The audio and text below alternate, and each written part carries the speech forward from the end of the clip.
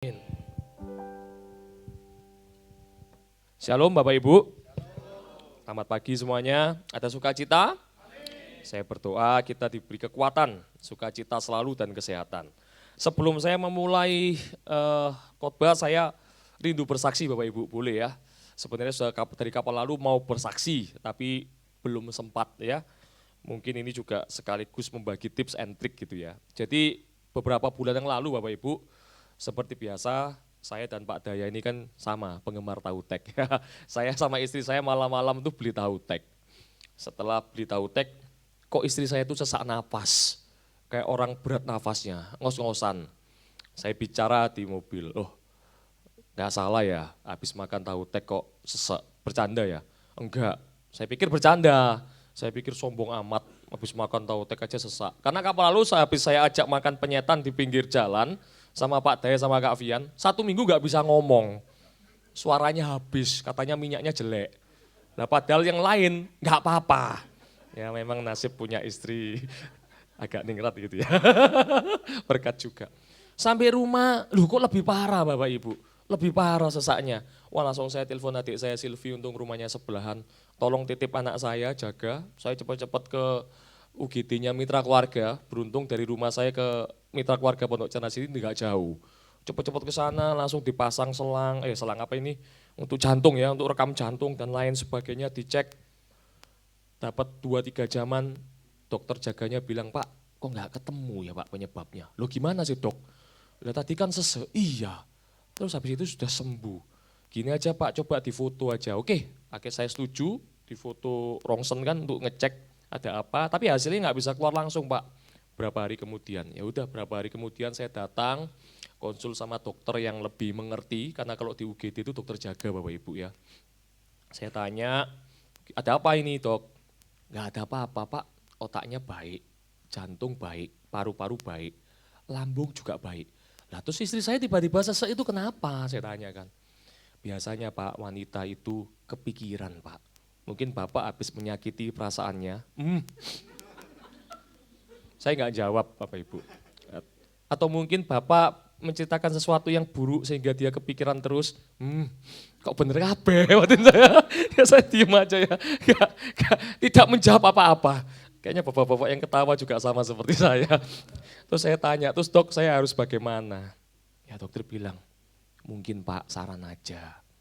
Sesekali diajak healing. Aduh, kalau healing itu kantong saya yang nanti sesak napas dok. Ya sudah singkat cerita, saya ingat betul saya sudah pernah cerita beberapa hal mungkin yang membuat dia kepikiran, ada rencana untuk ini itu tapi uangnya terhambat di tempat lain sehingga mungkin terpikiran Bapak Ibu.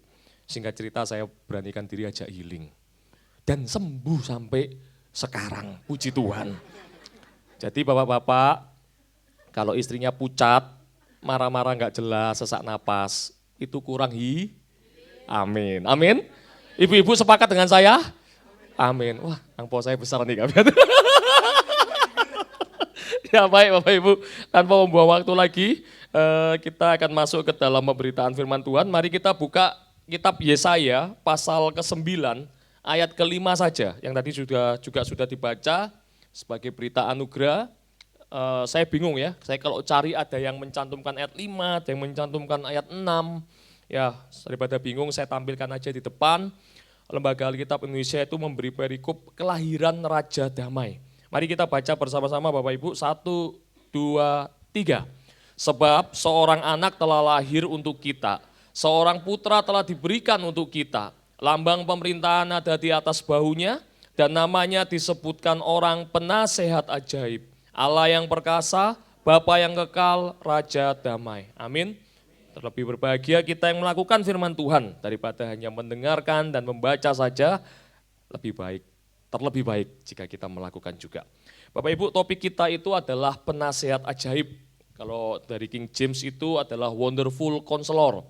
Nah, ayat yang baru saja kita baca Bapak Ibu itu dituliskan oleh seorang nabi yang bernama Yesaya. Nah, tulisan Yesaya ini disebut kitab Yesaya ya, setelah dikanonkan disebut kitab Yesaya, itu merupakan kitab yang terkenal dan merupakan salah satu kitab perjanjian lama yang terbesar.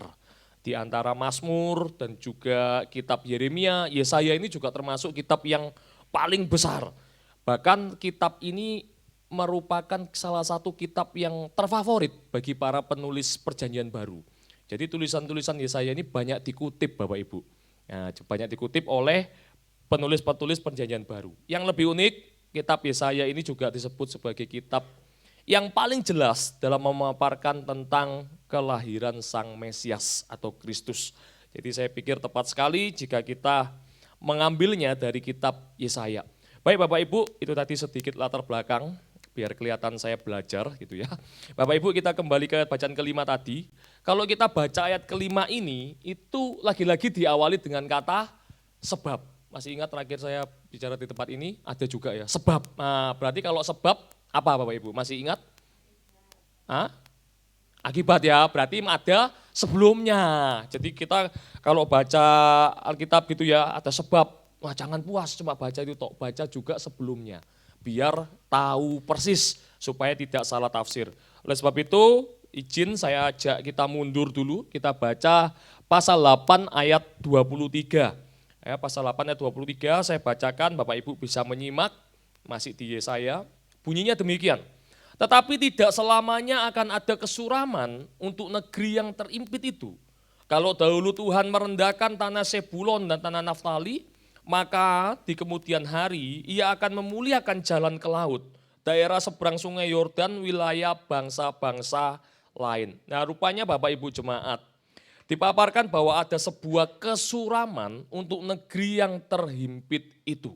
Dikatakan di sini jelas, ada hal yang tidak enak, ada hal yang begitu mengerikan, sampai digambarkan itu adalah suatu hal yang suram, terhimpit lagi, sudah suram, terhimpit lagi.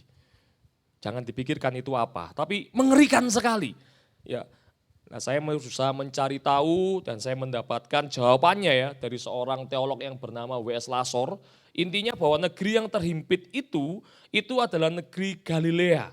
Nah, maka ketika kita membaca ayat pasal 8 ayat 23, itu ada suatu hal yang tidak enak dan kemudian prolog itu beralih ke pasal 9 ayat 1 yang berbunyi demikian Bapak Ibu. Bangsa yang berjalan di dalam kegelapan telah melihat terang yang besar. Mereka yang diam di negeri kekelaman, atasnya terang telah bersinar. Dilanjutkan ayat kedua, engkau telah menimbulkan banyak sorak-sorak dan sukacita yang besar. Mereka telah bersukacita di hadapanmu seperti sukacita di waktu panen, seperti orang bersorak-sorak di waktu membagi-bagi jarahan. Rupanya tulisan itu langsung berubah settingnya. Dari yang menggambarkan keadaan seram, kalau Bapak Ibu baca pasal 8 ya, ayat 22, 21, 20, benar-benar keadaan yang tidak mengenakan, tiba-tiba dibenturkan, ditabrakkan, dikontraskan dengan keadaan yang sepertinya ada harapan yang menyenangkan. Dikatakan kan, bangsa itu akan berjalan dari kegelapan dan akan melihat terang yang besar. Dikatakan juga bahwa bangsa itu akan bersorak-sorak sehingga memiliki sukacita yang besar. Oh sukacita yang besar itu digambarkan seperti orang panen. Ya tentunya kalau kita lagi panen kita pasti senang Bapak Ibu ya. Sudah usaha beberapa waktu habis itu panen menikmati hasilnya. Wah sukacita sekali. Kalau gagal panen pusing bisa sesak nafas seperti isi saya tadi ya. Bahkan juga dikatakan seperti orang membagi-bagi jarahan. Itu bukan merampok. Konteks zaman dulu memang perang antar kerajaan. Jika menang barang itu menjadi miliknya dan itu halal-halal saja pada waktu itu. Jadi sukacita besar, merasakan kemenangan, mendapat barang-barang yang mereka dapat kuasai. Nah selanjutnya disambung di ayat ketiga, 4, 5. Nah itu muncul sebab Bapak Ibu ya. Ada 3 kali sebab. Saya nggak akan bahas yang ayat 3, ayat 4 terlalu panjang. Kita langsung ke 5 aja karena ini adalah klimaksnya, puncaknya. Dikatakan tadi, sebab seorang anak telah lahir untuk kita, seorang putra telah diberikan untuk kita.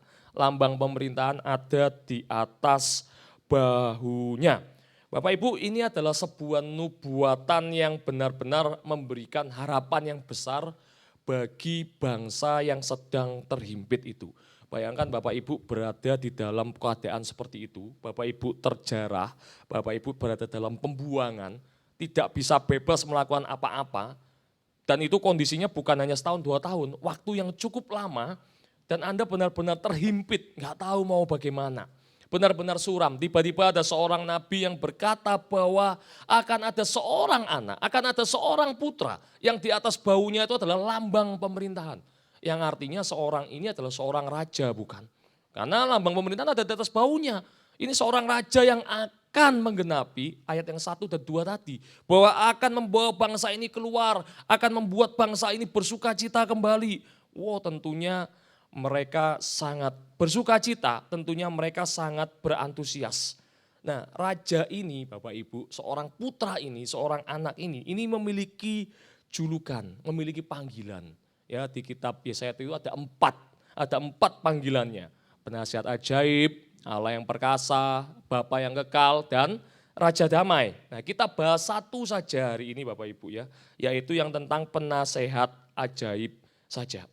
Bapak Ibu, penasehat itu adalah seorang yang memiliki kemampuan untuk bisa memberikan nasihatnya. Dan nasihat itu saya pikir itu berguna sebagai panduan dalam hidup kita. Jika kita ingin hidup kita itu benar, jika kita ingin hidup kita itu baik, maka perhatikan nasihat-nasihat yang diberikan oleh pendidikmu. Entah itu orang tuamu atau entah itu orang yang lebih berhikmat dari kamu, lebih berpengalaman, itu harus kita perhatikan. Tetapi di sisi lain tidak semua orang itu bisa menjadi penasehat. Contoh, mungkin Bapak Ibu sudah pernah mendengar cerita ini ya, sering ya. Ada bapak dan anak dan seekor keledai. Bapak dan anak ini hendak menjual keledai itu ke pasar gitu ya, perjalanan ini jauh. Oke, mereka sepakat untuk berjalan bertiga. Jadi bapak jalan, anaknya jalan, keledainya juga jalan ya. Sambil ada seutas tali di leher keledai. Tiba-tiba ada orang yang lihat dan orang itu bicara begini. Kasihan toh nak, bapakmu tuh jalan, sudah tua. Oke, akhirnya memutuskan bapaknya naik keledai. Anaknya jalan, bapaknya naik keledai. Ada orang lagi lihat, loh bapak kok mentolo mbek anake. Kasihan anake jalan, bapaknya naik atas keledai. Terus bapaknya bilang, "Nak, betul juga kata orang tua itu. Bapak turun ya, kamu naik ya." "Ya, Pak." Anaknya naik, bapaknya yang narik keledai. Ada lagi orang ngomong, "Wah, anak kurang ajar. Bapaknya melaku, anaknya naik keledai." Gitu kan? "Ya sudah nak, kamu turun aja." Iya. Terus anaknya bilang, "Pak, kalau kita turun nanti dimarahi orang. Katanya kok goblok, keledainya ditarik nggak dinaiki." "Ya sudah, kita naik berdua aja." "Ide bagus." Ya akhirnya mereka berdua naik keledai Bapak Ibu jalan.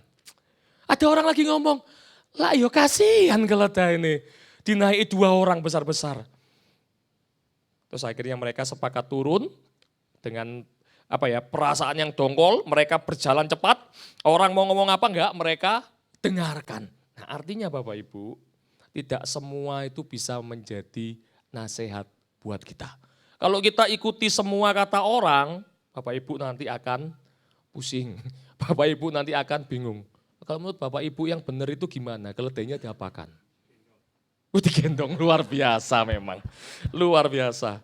Ini hikmat Salomo ini. Ya 5 menit pusing kan.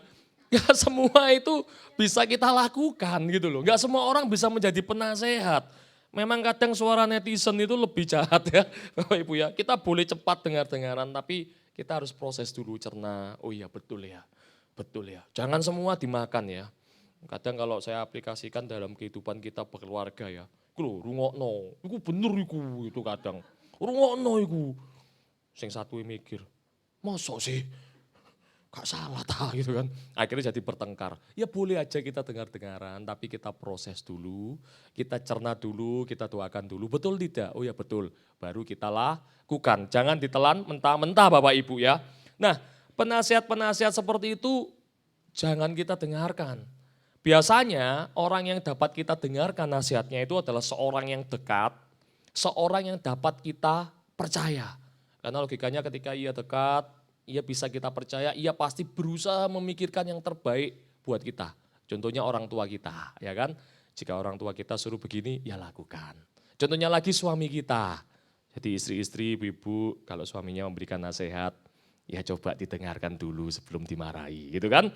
Suami-suami juga kalau istrinya memberikan nasihat, tahan dulu 10 menit ya. Mungkin juga sudah capek kalau 10 menit ngomong terus ya kan.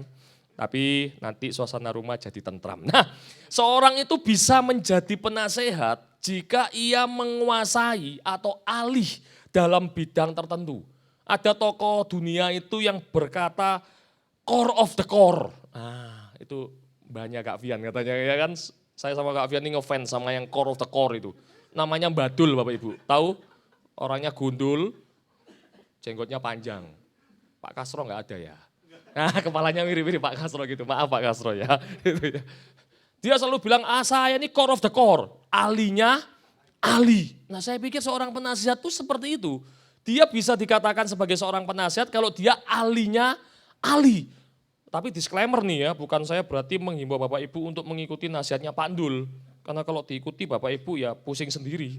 Saya hanya mengutip kata-katanya yang sedang viral itu beberapa waktu yang lalu. Core of the core, ahlinya ahli. Siapakah ahlinya ahli itu? Ya tentunya dia adalah, siapa Bapak Ibu? Loh siapa? Yang bisa jawab dapat sepeda. Kalau saya ketemu Pak Jokowi, siapa ahlinya ahli itu? Siapa? Lu kok sih jawab, coba malu-malu dah siapa? Tuhan Yesus, ya gitu loh yang mantep gitu ya. Ya tentunya yang ahlinya ahli itu adalah Tuhan Yesus. Ia satu-satunya yang layak kita panggil sebagai penasehat yang ajaib. Yuk kita baca lagi buktinya. Di Yesaya pasal 11, masih sama kitab Yesaya, hanya beda pasal saja. Pasal 11 ayat 2-3 itu mencatat demikian. Roh Tuhan akan ada padanya. Roh hikmat, roh pengertian, roh nasihat, keperkasaan, roh pengenalan, dan takut akan Tuhan. Ya, kesenangannya ialah takut akan Tuhan. Ia tidak akan menghakimi dengan sekilas pandang saja atau menjatuhkan keputusan menurut kata orang. Bapak Ibu ketika saya baca ini, wah inilah inilah kriteria seorang penasehat yang benar-benar baik. Kenapa? Ada roh hikmat, ada roh pengertian, ada roh pengenalan, ada takut akan Tuhan, bahkan ada roh nasihat. Wah ini luar biasa. Inilah penasihat kita yang ajaib. Dan terkhususnya takut akan Tuhan, saya merenungkan kenapa ya kok takut akan Tuhan dituliskan di sana. Ternyata Bapak Ibu saya teringat pada waktu saya masih kecil, waktu SD itu saya bersekolah di Petra. Saya tidak promosi Petra ya, tapi dikatakan dalam buku-buku itu selalu ada ayat dari Amsal 1 ayat 7. Ada yang tahu bunyinya? Amsal 1 ayat 7 ada yang tahu bunyinya? Nah 100 Kak Fian, nanti besok Senin tak ajak makan bakso ya. Amsal 1 ayat 7, takut akan Tuhan adalah permulaan pengetahuan, tetapi orang bodoh menghina hikmat dan didikan. Dengan kata lain ketika engkau takut akan Tuhan, engkau akan memperoleh pengetahuan, engkau akan memperoleh hikmat, engkau akan memperoleh pendidikan. Dan itu orang yang memperoleh itu bisa kita katakan sebagai penasehat yang cukup baik. Karena dia terdidik, dia berhikmat, dia memiliki pengetahuan, boleh kita bilang ahli.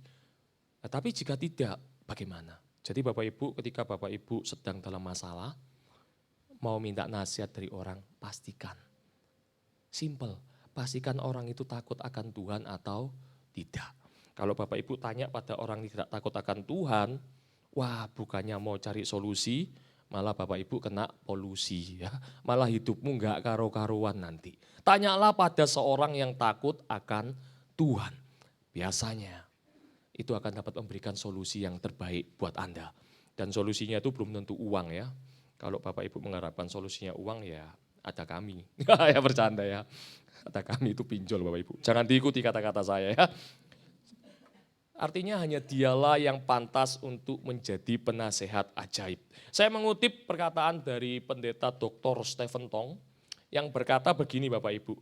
Dia, Yesus, itu adalah penasehat yang agung. Yang memberikan segala nasihat dan bijaksana tak tertandingi. Karena dia adalah Allah, sumber bijaksana. Kemudian dilanjutkan beliau berkata bahwa para filsuf, ahli-ahli dunia, itu berusaha mencari bijaksana. Namun bijaksana sesungguhnya hanya ada dalam diri Allah sendiri. Hanya di dalam Kristus. kita memperoleh bijaksana. Dan sekarang sang bijaksana itu datang ke dalam dunia sebagai seorang bayi. Perhatikan Bapak Ibu bahwa penasehat dunia, ahli-ahli, filsuf-filsuf sampai saat ini itu masih terus mencari kebijaksanaan. Nah, dengan kata lain sekalipun mereka ahli, namun mereka masih memiliki keterbatasan. Mereka masih terbatas. Contoh, saya itu ahli dalam bidang interior. Oh, Silvi kalau ada pekerjaan interior panggil saya, karena saya ahlinya. Ya, tidak tahu benar gak ahli, tapi saya bidangnya begitu ya. Nah, saya kalau suruh ngitung-ngitung baja, ya saya panggil Silvi, karena dia bidangnya. Contoh lain Pak Daya. Wah, Pak Daya memang ahli berdoa, ahli Alkitab ya. Tapi pada waktu Pak Daya kesandung kasus hukum, ya nggak cukup cuma ke pengadilan sambil bawa Alkitab sambil berdoa Bapak Ibu. Bisa-bisa hakimnya bingung ya kan. Dia perlu konsultasi dari seorang penasehat hukum untuk menolong dia, betul kan? Demikian juga seorang yang ahli hukum, penasihat hukum misalnya. Ya saya percaya dia mampu untuk membela dirinya sendiri karena dia paham akan hukum. Tapi ketika kakinya sakit misalnya, atau boyoknya sakit, atau misal sesak napas seperti istri saya, ya dia pasti butuh ahli kesehatan bukan? Dia pasti butuh dokter, nasihat dari dokter. Artinya ahli-ahli di dunia ini terbatas Bapak Ibu. Tidak ada yang benar-benar ahli dalam segala hal. Hanya Tuhan kita Yesus Kristus itu yang ahli dalam segala hal. Karena itu tadi, dia adalah sumber dari kebijaksanaan itu. Mari kita baca Bapak Ibu, tolong satu orang bisa membantu saya membaca dalam Roma 11 ayat 34. Yang suaranya lantang, yang sudah makan ya, biar semangat. Roma 11 ayat 34.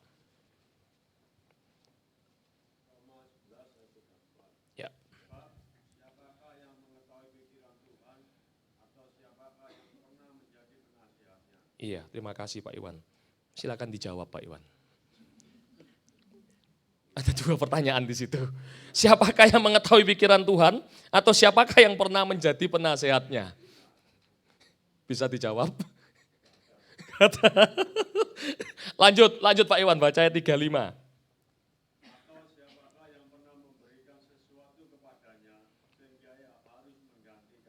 Ya, silakan dijawab lagi. 3 pertanyaan sekarang.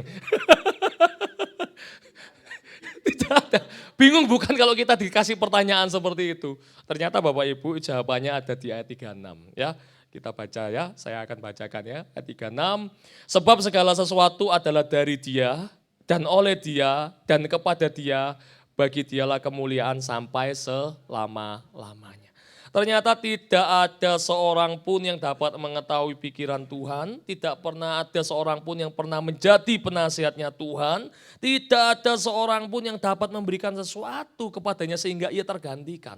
Itu menjelaskan bahwa ia adalah sumber dari nasihat kita. Itu menjelaskan bahwa ia adalah satu-satunya kebijaksanaan itu boleh berasal. Jadi jika Bapak Ibu mau menjadi orang yang berhikmat, mau menjadi orang yang bijak, carilah Tuhan, takutlah akan Tuhan. Karena dia adalah sumbernya. Kalau Bapak Ibu lagi stres nonton Badul, bisa ketawa. Yang mengaku sebagai ahlinya ahli itu ya. Tapi kalau mau mencari hikmat yang benar-benar, carilah Tuhan. Ya Tuhan kita Yesus Kristus adalah penasehat yang ajaib. Kita harus mengakui dengan jujur bahwa kehadirannya pun begitu ajaib. Ia benar-benar ajaib Bapak Ibu. Yesus Kristus itu adalah 100% Tuhan dan juga 100% manusia. Oh ini menggambarkan bagaimana ajaibnya dia. 100% manusia dan di lain sisi dia adalah 100% Tuhan. Jadi Bapak Ibu, jika hidup Bapak Ibu sedang berat misalnya. Bapak Ibu tidak tahu harus melakukan apa. Sepertinya segala upaya sudah dicoba namun tidak berhasil. Bapak Ibu sedang berada di bottom, merasa sangat depresi, kecewa dengan segala sesuatu, tidak percaya dengan segala sesuatu. Bapak Ibu perlu cari jalan keluar, perlu seseorang yang bisa menghibur. Jangan datang ke suhu, jangan datang ke orang pintar, datanglah kepada Tuhan. Dia adalah penasihat ajaib yang disediakan oleh Allah Bapa buat kita semua. Kadang kita itu datang ke orang pintar. Suhu, umur 30-an saya ini kok belum punya jodoh ya. Jodoh saya yang mana suhu? Biasa gitu kan? Apakah cewek yang di belakang itu yang kacamataan yang cantik lagi lihat saya itu suhu gitu ya. Halo Enji, bercanda ya. Apakah dia suhu jodoh saya? Ngawur, anakmu telu bro. Jangan tanya orang pintar, jangan tanya dukun gitu kan.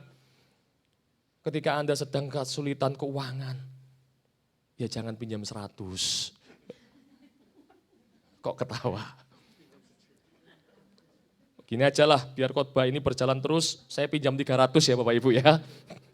100 buat saya, 100 buat yang kanan, 100 yang buat di kiri. Sepakat dengan saya? Jangan cari solusinya pinjol atau lain-lain. Carilah Tuhan. Jangan dikit-dikit Anda merengek ke orang yang Anda anggap pintar. Jangan dikit-dikit Anda merengek ke orang yang Anda anggap ekonominya lebih kuat, yang lebih mampu. Tapi dikit-dikit merengeklah kepada Tuhan. Ceritalah kepada Tuhan. Berlututlah, berdoalah kepada Tuhan. Dia adalah penasihat ajaibmu. Dia adalah penasihat ajaibku yang disediakan oleh Allah Bapa bagi kita. Dia standby 24 jam Bapak Ibu untuk kita. Bahkan ketika kita sedang tersesat, ketika kita sedang berdosa, sedang menjauhi dia, dia masih standby menunggu engkau dengan setia. Saya teringat anak yang hilang itu. Dia pergi meninggalkan bapaknya. Dia merasa dia tidak layak, dia sudah makan makanan babi. Dan penuh keberanian dia pulang ke bapaknya. Apakah bapaknya memarahinya? Bapaknya menyambut dari jauh. Memeluknya, mengenakan jubah yang indah. Dan Bapa kita yang di surga, penasihat ajaib kita, menunggu kita untuk kembali kepadanya. Ia standby 24 jam, 7 hari seminggu, every day. Dia standby untuk Anda. Dikit-dikit datanglah kepada Tuhan. Dikit-dikit ceritakan kepada Tuhan. Nggak usah malu, nggak usah merasa terhina. Mungkin ketika engkau sedang putus asa, datanglah kepada Tuhan. Dia ngerti kok Bapak Ibu. Karena dia sudah malu duluan. Dia ketika lahir di dunia dia sudah dipermalukan. Ketika dia lahir ke dunia dia sudah dihina. Jadi jika saat ini engkau merasa hidupmu terhina. Engkau malu dengan hidupmu. Saya mau katakan jangan malu datang ke Tuhan. Datanglah kepada Tuhan. Jujur apa adanya dari hatimu. Ceritakan hal-hal yang tidak bisa engkau ceritakan. Hal-hal yang bersifat pribadi misalnya. Ceritakan semua kepada Tuhan. Saya percaya dia akan menjawab. Saya percaya dia akan mendengar. Dia akan memberikan solusi yang terbaik bagi engkau. Jika engkau sedang ingin menangis, jika engkau sudah tidak kuat dengan hidupmu. Jika engkau merasa hatimu dikhianati oleh seorang. Yang engkau begitu setia, engkau sudah melakukan yang terbaik. Tapi dianggap masih kurang, masih kurang. Engkau ditusuk dari belakang misalnya, hatimu sakit sekali. Datanglah kepada Tuhan. Kita punya penasihat yang ajaib. Kau merasa kau sudah bekerja keras. Tapi keluarga tidak bisa terima, marah terus. Dan sebaliknya engkau istri engkau merasa engkau sudah melakukan terbaik. Suamimu tidak pernah menghargai engkau. Datanglah kepada Tuhan. Dia tahu rasanya dikhianati. Dia dikhianati oleh orang yang terdekat. Oleh orang yang tidur bersama-sama dengan dia. Oleh orang yang berjalan bersama-sama dengan dia. Oleh orang yang makan bersama-sama dengan dia. Ya, dia dikhianati oleh muridnya. Bahkan dijual oleh muridnya. Dia tahu rasanya Bapak Ibu. Karena dia pernah jadi manusia seperti kita. Sekali lagi, dia pernah jadi manusia seperti kita. Dia tahu rasanya sakit hatimu. Dia tahu rasanya sakit hatiku. Datanglah kepada Tuhan. Jangan cari yang lain. Dia adalah penasehat ajaibmu. Jangan sekali-kali engkau merasa kuat dengan egomu. Ada seorang pribadi yang lebih kuat menantimu untuk datang, untuk berdoa, untuk bercerita dengan dia. Ceritakan semuanya. Dia bukan penasihat biasa Bapak Ibu. Dia adalah penasehat ajaib. Dia akan mampu melakukan sesuatu yang tidak mampu engkau lakukan. Dia mampu mengadakan sesuatu yang tidak mampu engkau adakan. Alkitab mencatat Bapak Ibu. Alkitab mencatat. Ini semua membuktikan dia itu begitu ajaib. Dia mengubah air menjadi anggur. Dia menyembuhkan seorang yang berpenyakit. Dia membangkitkan orang mati. Maaf, itu sudah mati 4 hari ya. Betul ya, Lazarus sudah mati 4 hari ya. Sudah mati 4 hari dibangkitkan Bapak Ibu. Ini menggambarkan benar-benar ajaibnya dia. Dia meneduhkan badai angin sakal. Dari yang kekurangan 5 roti 2 ikan, dia bisa bikin berkelimpahan lebih dari 12 bakul. Semua orang diberi makan. Bahkan dia mengampuni kita yang najis, hina dan berdosa ini. Salib itu adalah tempat hukuman pada waktu itu. Tempat bagi orang yang terhina. Tetapi dia mengubah salib itu menjadi tempat di mana dosa kita bertemu dengan kasih Allah. Sehingga melahirkan hidup baru bagi kita. Dia mengubah hidup kita bukan. Hidup kita menjadi baru bukan. Saya salah satu orang yang diubahkan oleh Tuhan. Saya masa mudanya sangat kacau Bapak Ibu. Bersyukur saya boleh punya orang tua yang rajin beribadah, takut akan Tuhan. Bersyukur saya boleh punya keluarga, teman-teman yang takut akan Tuhan.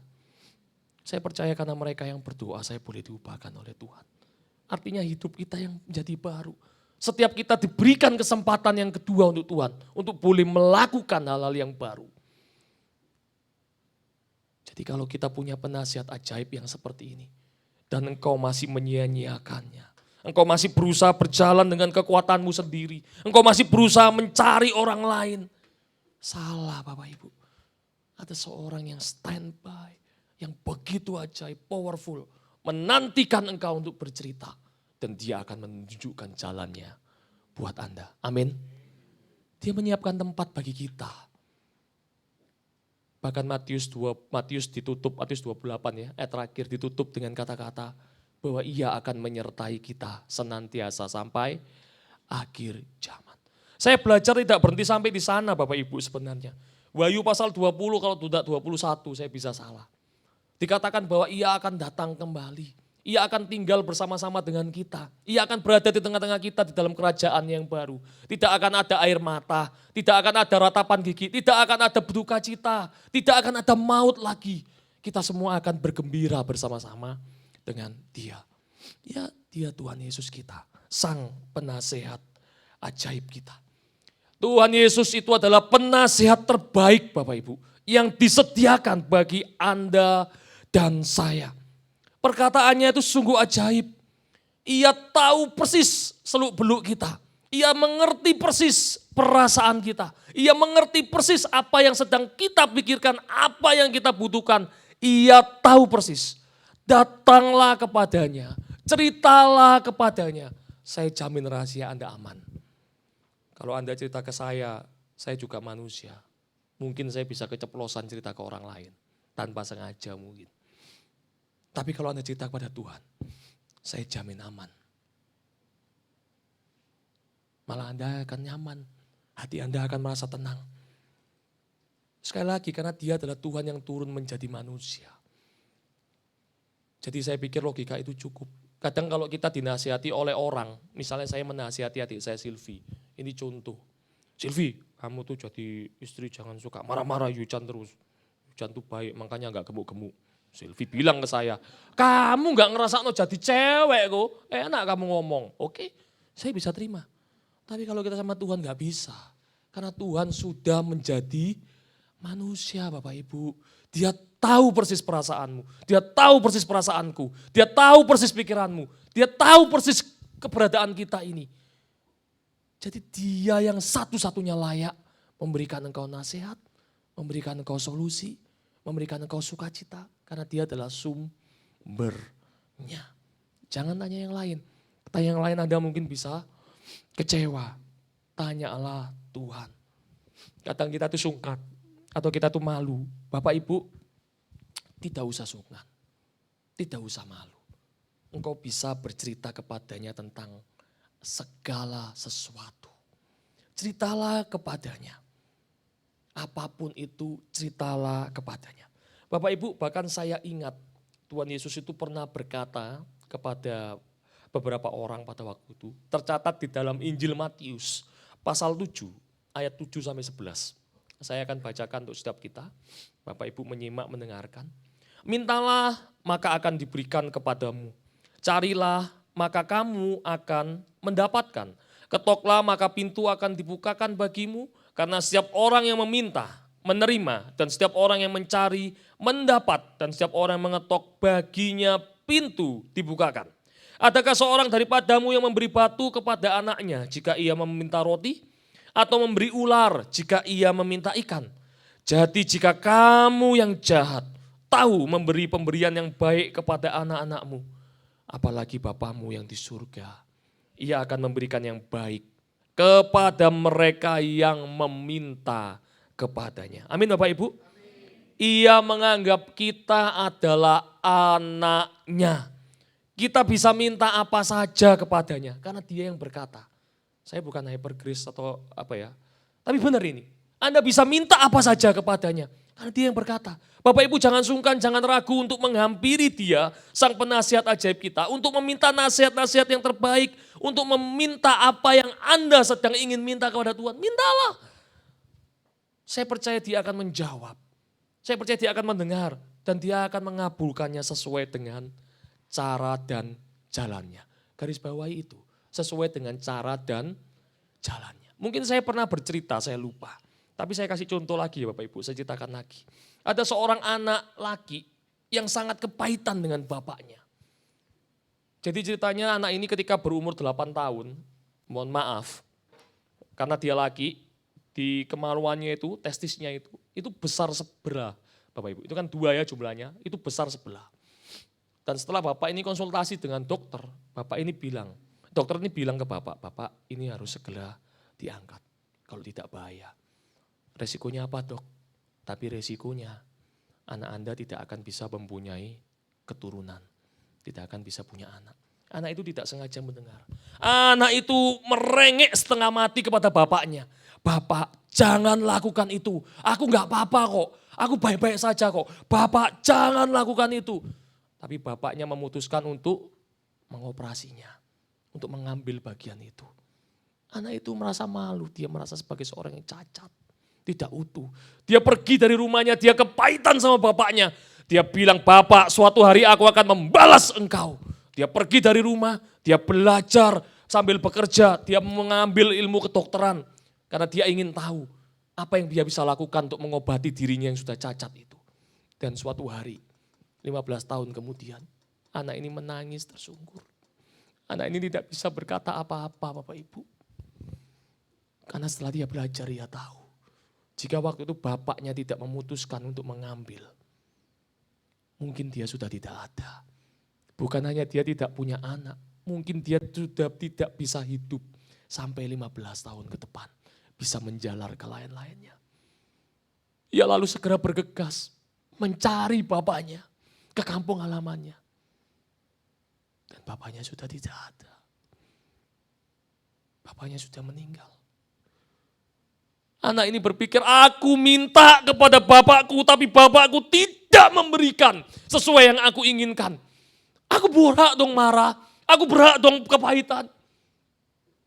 Padahal dia tidak tahu. Bapaknya melakukan yang terbaik buat dia. Saya berpikir jika saya menjadi bapaknya, saya akan melakukan hal yang sama. Saya percaya bapak-bapak di sini juga akan melakukan hal yang sama. Yang terbaik buat anaknya. Amin. Mungkin saat ini kita tidak tahu Tuhan menjawab doa kita seperti apa. Yang perlu kita lakukan hanya terima saja. Bersyukur saja. Tetap lakukan yang terbaik saja dari apa yang Tuhan beri.